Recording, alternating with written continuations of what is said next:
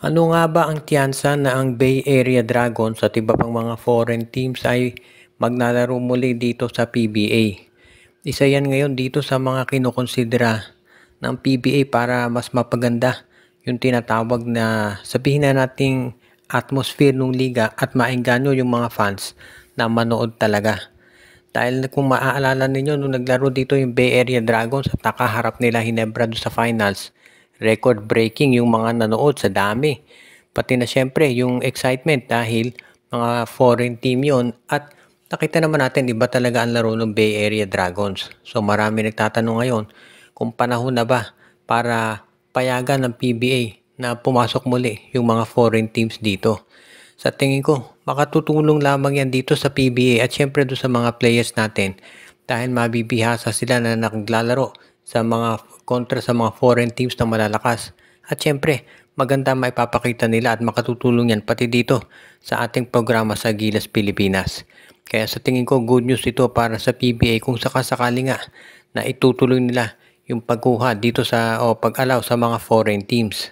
Alam naman natin na itong PBA talaga pagdating dito sa mga tinatawag na mga foreign teams ay willing naman sila na payagan ang mga yan na maglaro.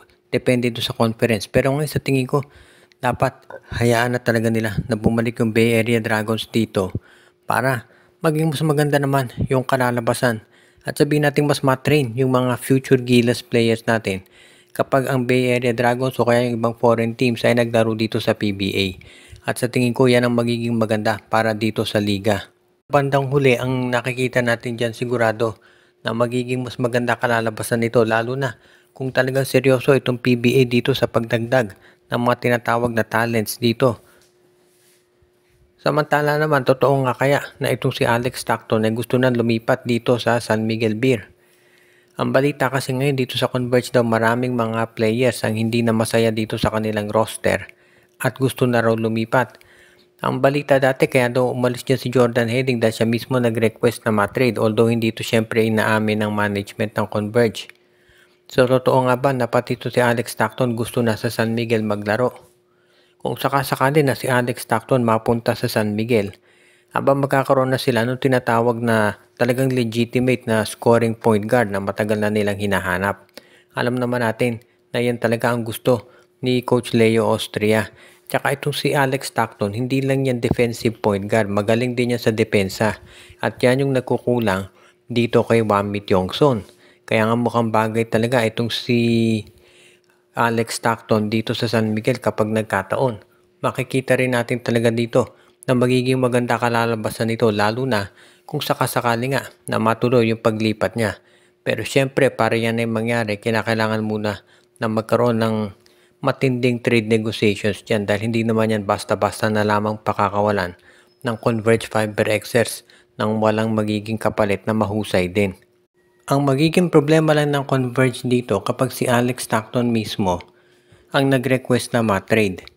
Dahil syempre wala na silang tinatawag na leverage dyan o choice. Dahil syempre kung yung player na mismo ang ayaw sa koponan mo, kinakailangan mo ng pakawalan yan para hindi masisira yung chemistry ng team. So isa yan ngayon dito sa mga pinag-aaralang mabuti ng Converge Fiber Access kung ano ang gagawin nila. Kung sakasakali nga na yung mga top players nila mismo ang magre-request na ma-trade dahil hindi na sila masaya dito sa team nila at gusto nang pumunta dito sa San Miguel. Ang Barangay Hinebra daw ngayon ay posibleng bitawan na ang kanilang big man na si Ben Adamos. Ito'y sa kabila nung kakulangan nila ngayon sa center at syempre power forward dahil umalis na si Jamie Malonzo.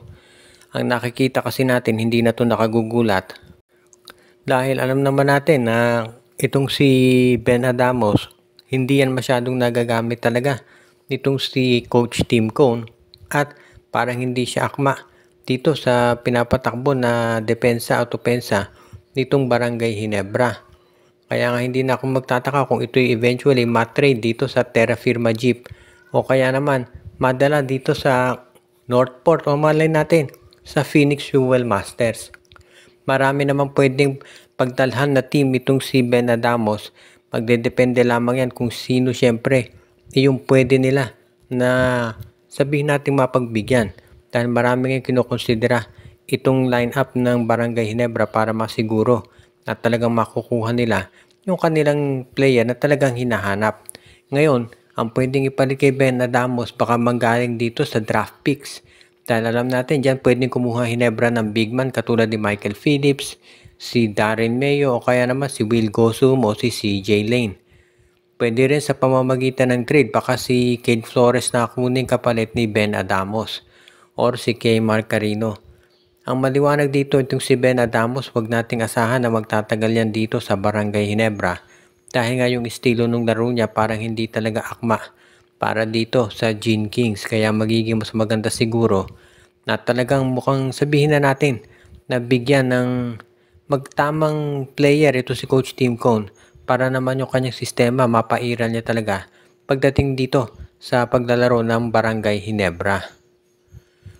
Ngayon, ito namang Phoenix Fuel Masters sa ilalim ng kanilang bagong coach na si Willie Wilson ay naghahanap daw ng isang mahusay na center. Dahil sa ngayon, itong Phoenix Fuel Masters mukhang talaga yan na kinakailangan.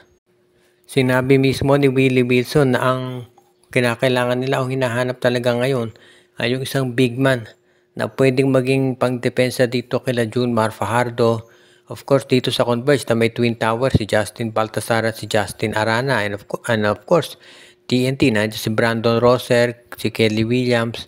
Yan daw ang hinahanap ng Phoenix dito sa darating na draft. At syempre, nasa kanila yung number 2 pick. So magiging maganda yung oportunidad na sila'y kumuha ng player na kanilang kakailanganin.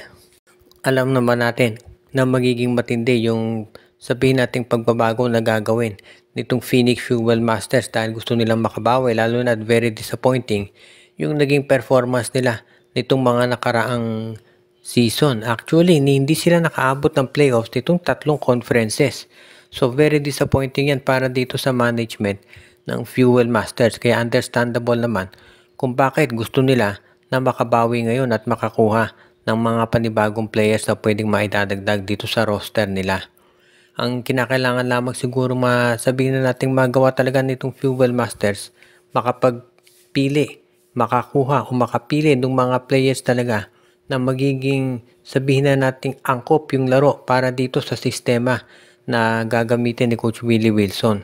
Siyempre bilang bagong coach, bago lahat ng sistema nito at medyo maninibago pa yung mga players. Pero understandable naman yan. Gusto naman talaga nito si Coach Willie Wilson na tinabi niya na kinakailangan pang pag-aralan yung maraming bagay bago siya masanay dito sa bago niyang role bilang head coach ng Phoenix Fuel Masters. Binabati natin ang ating mga taga-subaybay katulad ni Joshua Giray, Espejo at Rosales family, si Anthony Alon, Katsakino Dokusin, Dalmacio de Guzman, Malyari Mascareñas, si Michael D., Dexter Domer, si Enju, si RG Bueno, at ang iba pa natin na mga regular na mga viewers katulad ni Ireneo Salangsang.